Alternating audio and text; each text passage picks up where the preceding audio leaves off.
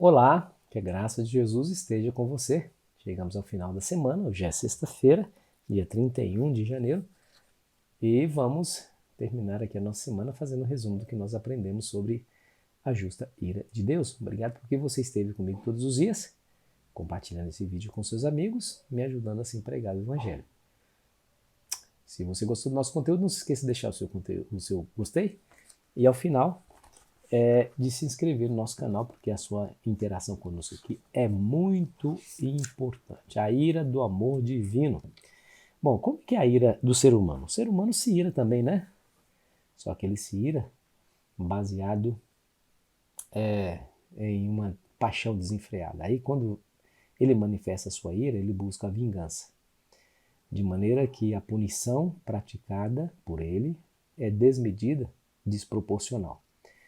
Por isso a lei de Talião, né? Olho por olho, dente por dente.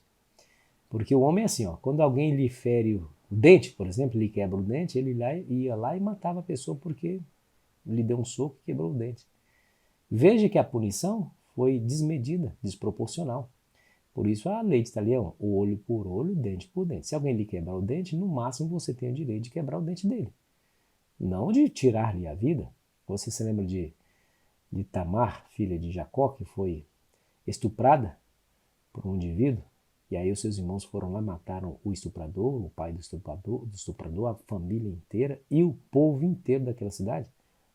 Que coisa absurda! Então, assim, a ira do ser humano sempre vem descontrolada, embasada em paixões desenfreadas e desejos egoístas e pecaminosos. A ira de Deus não. A ira de Deus é sempre justa, sempre baseada em amor. É assim, ó. É que nem a mãe que vê a filha brincando lá no parquinho, de repente chega um adulto inescrupuloso e começa a atacar sua filha, ferir a sua filha. Essa mãe, logicamente e justamente, vai se irar contra esse indivíduo que ataca e faz sofrer a sua pequena filhinha indefesa. A ira de Deus é assim. Ela se manifesta contra o mal em defesa do oprimido, né? Do oprimido. Nunca se esqueça disso. O povo de Deus sempre teve esse benefício à sua disposição, apesar de ser muitas vezes rebelde. O povo se voltava contra Deus, fazia o que era mal diante dos olhos do Senhor, adorava outros deuses, praticava as coisas horrendas, e até mesmo sacrificava nos altares pagãos os seus próprios filhos. E Deus se levantava em ira contra o seu povo. Mas sempre essa ira era contida pela misericórdia divina. Quando o povo se arrependia, Deus mandava o seu amor e a sua misericórdia agir no meio do povo. Você se lembra do livro de Juízes, né? Aquele ciclo interminável, né? O povo se afastava de Deus. Em resposta a Deus, deixava o povo seguir o seu próprio caminho. Sem a proteção divina, as nações inimigas invadiam o território de Israel e oprimiam o povo. Lá na sua opressão, o povo se lembrava de Deus, clamava ao Senhor. Deus, com sua graça e misericórdia, se voltava para o povo, dando-lhe um libertador, um juiz. O juiz exercia a sua autoridade e libertava o povo da opressão dos inimigos. O povo voltava a ficar em paz e permanecia leal ao Senhor enquanto o juiz estava vivo. O juiz morria, o povo voltava contra o Senhor em rebelião mais uma vez.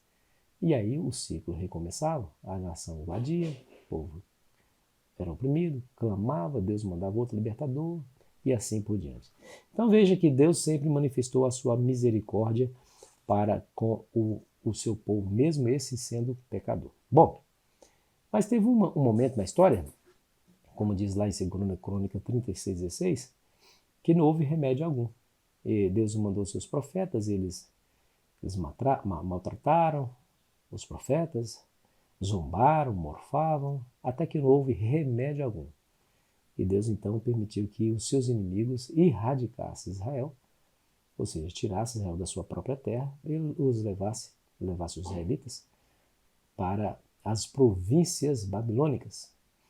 E o povo estava lá. Mas mesmo assim, Deus manifestou de novo a sua misericórdia quando o povo clamou a ele lá em meio ao seu exílio, e Deus então os tirou dali e os fez novamente uma nação. Está vendo que Deus é maravilhoso, né? Deus sempre manifesta a sua misericórdia. A justa ira de Deus vai se levantar contra toda maldade definitiva, viu? Para libertar o universo da presença, dos efeitos e da presença do pecado. O pecado traz alienação, traz sofrimento e traz morte. E o universo precisa ser liberto desse tipo de coisa, né? Então a ira de Deus só existe quando há a maldade, quando há o mal. O dia que o mal for erradicado, a ira de Deus deixa de ser necessária. E aqui a parte de sexta-feira nos diz assim: os israelitas haviam sido culpados de traição contra um rei que tinha dado a eles tantos benefícios e a cuja autoridade voluntariamente haviam se comprometido a obedecer. Para que o governo divino pudesse se manifestar, para que o governo divino pudesse se manter, a justiça devia ser executada sobre os traidores. No entanto, até nisso foi vista a misericórdia de Deus. Ao mesmo tempo que ele mantinha a sua lei e concedia a todos a liberdade de escolha e a oportunidade de arrependimento. Só foram eliminados aqueles que persistiram na rebelião. Você se lembra que o povo fez aquele bezerro de ouro, né, lá em Horebe? E começaram a adorar. Antes eles haviam dito: tudo que o Senhor falou, faremos. E, no entanto, estavam lá, traindo o Senhor, adorando um repugnante Deus feito pelas suas próprias mãos. E dizendo que foi ele, aquele Deus, feito pelas suas próprias mãos, que os tirou da terra do Egito. Foi uma ofensa tremenda, né? E Deus executou o juízo sobre aquele povo. Moisés, o instrumento de Deus, feriu de morte aqueles que se recusaram a se arrepender, né?